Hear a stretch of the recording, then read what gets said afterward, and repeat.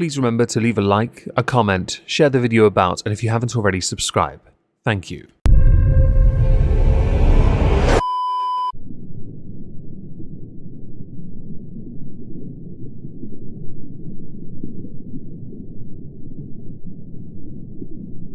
Well, isn't this just fantastic? Captain's Log, Supplemental. Apparently one of the nonces had tried to push his way up the ISOcube hierarchy. It ended with him getting obliterated by 3 fraudsters who were jockeying for that position. He was fed in turn enough cockmeat sandwich to last him 3 months. Welcome everyone to the Halls of Injustice. Today we welcome inmate number 158 to the ISOcubes. Inmate number 158 is unique to us, not because they're male, no, but because they've committed a crime that we have not covered in the Halls of Injustice as a series. We have not covered it, which means we will talk about the law itself, as I find that to be something new, interesting, and also because they are quite well known within the United Kingdom, although I've never heard of them. This in turn means, yes, we have another celebrity-ish who has again crossed the line because they thought they were above it, or believed that because of their celebrity status they thought they could, well, avoid the atrocity they committed, sending them down to where we are. Hi, ISOcubes. One of these has your name on it. So what we'll do, we shall go through who the inmate is, the crime they committed, the law itself, along with the trial sentence and our own, because new thing, we need to pass a sentence of our own. Inmate number 158's name is Stephen Bear. Just who is Stephen Bear? Because I genuinely don't have a sodding clue.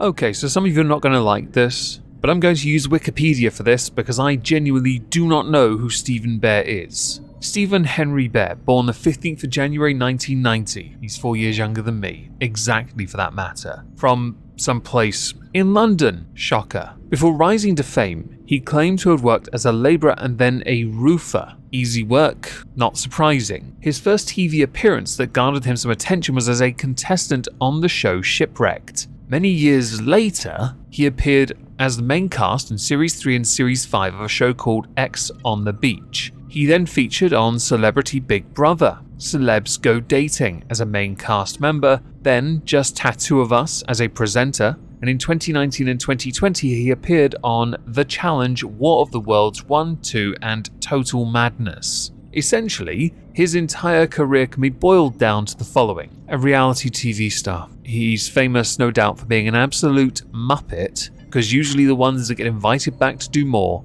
are incredibly dumb. I mean in the sense that while they can't solve a quadratic equation, they couldn't even spell the word equation. So he is known, an active occupation, well, was television personality. No doubt after this, his career is dead. Not even a joke. I doubt his career will ever survive after this one. The crimes committed by Stephen Bear feature another reality TV contestant by the name of Georgia Harrison, who appeared on shows like The Only Way is Essex, so dumb, and Love Island, double dumb. And no, the two negatives do not cancel out. If anything, they double, they exacerbate, they exaggerate. Not that they can spell any of those words either. So let's move on now to the crimes of Stephen Bear, aka inmate number 158.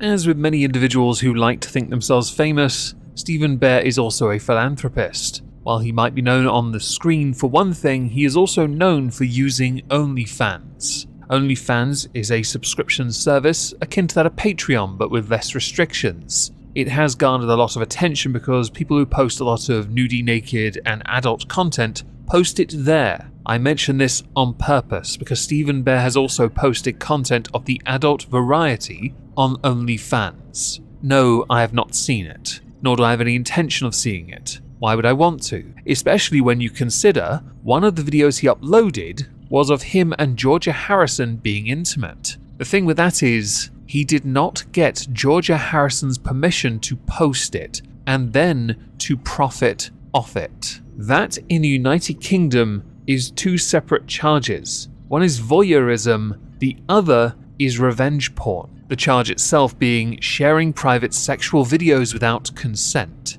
Under UK law, Georgia Harrison actually was entitled to anonymity. The issue with that is, the video has her in it. It would have taken 5 seconds for anyone to then work out who had brought the charges against him. So when she was alerted to the fact this video existed and it was shared and profited off of OnlyFans, she approached Michelle Roycroft, who works with the victims of SA, harassment and stalking. With Michelle being quoted as saying Georgia wanted to make sure that everybody understood that this was an offence that wasn't okay and that she could stand up to him. Georgia had conceded that because of those videos being shared, she felt completely worthless. People are looking at you and having sexual gratification over you, and it is completely out of your control. What makes revenge porn as a crime, introduced in 2015, quite tricky is that to prosecute it, you have to prove that the perpetrator intended to cause distress or embarrassment. It has in fact been suggested that an amendment to the law that would remove the stipulation be introduced to the online safety bill, a very complicated and pointless bill that's going nowhere. So now you know the crime committed, we are going to talk about the law itself, before we move on to the trial and sentence of Inmate 158, aka Stephen Bear. For voyeurism, we go to the Voyeurism Offences Act of 2019. It was implemented in 2019, hence the year of it. There are 2 types, 67A1 and 67A2. 67A1 criminalizes offenders who operate equipment under another person's clothing with the intention of viewing or enabling other persons to view their genitals or buttocks, with or without underwear, in circumstances where genitals, buttocks, or underwear would not otherwise be visible, where the purpose is to obtain sexual gratification or to cause humiliation, distress, or alarm. So, person A commits an offence if A operates equipment beneath the clothing of another person, B does so with the intention of enabling A or another person C for a purpose mentioned in subsection 3. Section 67A brackets 2, voyeurism. The legislation confirms that a person A commits an offence if A records an image beneath the clothing of another person B. The image is of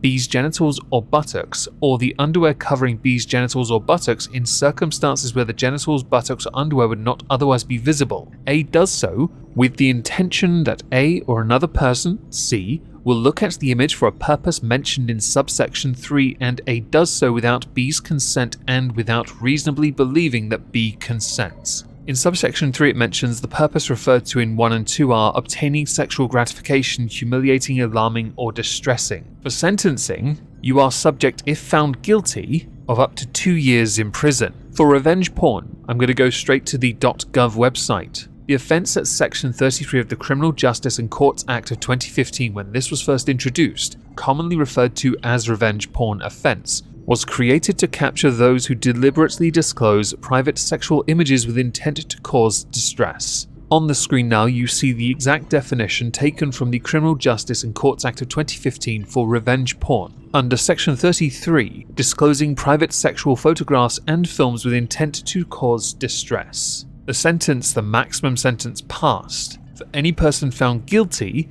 is either 2 years, a fine, or both, or 12 months, a fine, or both, depending on which version that they are found guilty of, as there are multiple variants. The law itself is quite extensive, and I know I get a lot of crap for covering too much of this, so instead we're going straight to the trial of Stephen Bear.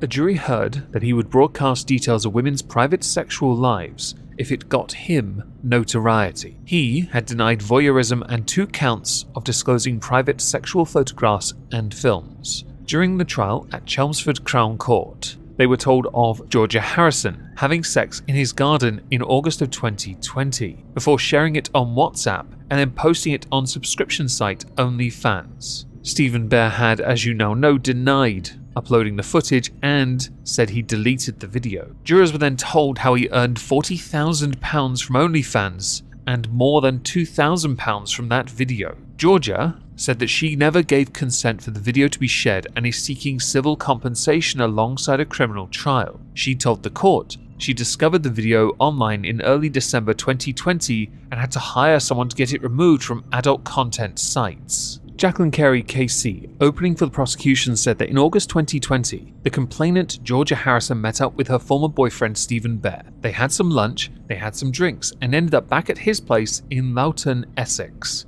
Loughton, Don't care. Essex. They engaged in consensual sexual intercourse in his garden, but what she didn't know, but he did, was Mr. Bear had CCTV cameras in his garden that recorded them having sex. Later that day, she went on to say that Bear uploaded the footage, either himself or had it uploaded to OnlyFans and profited financially. The defendant was effectively selling the footage to get money. The offences are alleged to have taken place between August 2020 and November 2020. Stephen Bear's OnlyFans account was opened in October 2020 and closed in December 2020. He had over 1,000 subscribers, with 273 people paying nearly $10 a month to watch the footage. She said the defendant was arrested at Heathrow Airport on his way back from Dubai in January 2021 on his birthday and mine. What a present. But the phone he was using in Dubai was never recovered. Georgia Harrison confirmed that she had no idea about the cameras in the garden. As far as she was concerned, they were having sex. And at a later date, Stephen Bear told her the pair may have accidentally been recorded on CCTV, and she then asked to see the footage. Being quoted as saying, "I was really drunk and I knew in the morning I was going to want to know what was on there. I told him it could ruin my life, and if he was to send it to anyone, it's revenge porn and you can go to prison for revenge porn." Georgia Harrison's mother, who was her manager at the time, subscribed to the OnlyFans account to get confirmation of it, and saw a post from the 8th of November 2020 with a screenshot from the footage, with her being quoted as saying to actually be monetizing off of it, it's absurd. In her closing speech, Jacqueline Carey Casey said he broadcast their private sexual lives in open court and gave no thought to their privacy at all. If it gets him fame, money, notoriety, or trending on Twitter, he will say whatever he wants, he will do whatever he wants, and distribute whatever he wants. The prosecution are not asking you to convict Stephen Bear because he sleeps with women and doesn't call them back.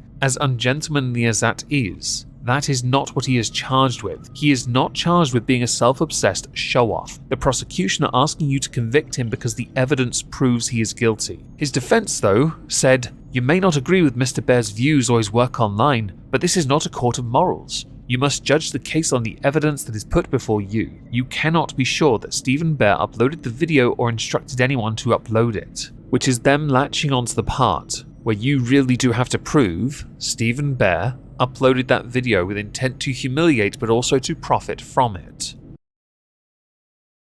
Stephen Bear was found guilty of the charge of voyeurism and for revenge porn, and he was sentenced to 21 months in prison, which is 3 months shy of the maximum allowed for such a crime. He was also ordered to sign the sex offenders register, along with receiving a restraining order not to contact Georgia Harrison for 5 years. As part of his requirement for the sex offenders register, he will have to notify his whereabouts to the police on a regular basis for 10 years. Judge Morgan told Stephen Bear he had been motivated by a wish to exploit the economic value of the recording, and that he had caused Georgia Harrison extensive humiliation and embarrassment, along with saying, "I'm sure that you recognized the enhanced economic value to you by having Georgia Harrison, a well-known reality TV and social media personality, in the video." Before he was sentenced, though, Stephen Bear was trending because he decided to serenade journalists while turning up in all the swag. Here's a video on the screen. I can't play the audio of it, it might get a copyright claim,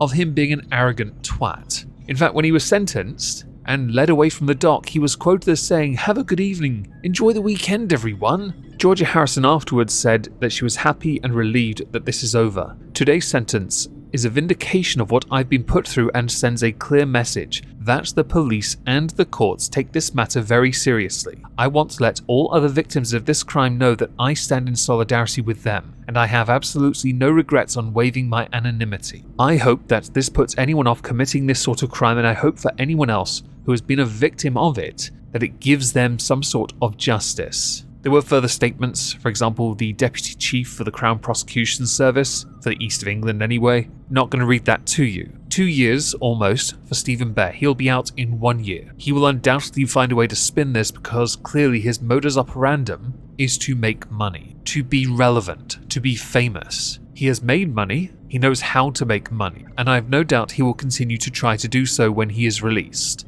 No doubt an autobiography of his time behind bars will do really badly because people are only interested in seeing his wang on OnlyFans. But since they now know what he does with that when the cameras are rolling and no one else knows, I'm inclined to believe he's going to be alone afterwards for quite some time.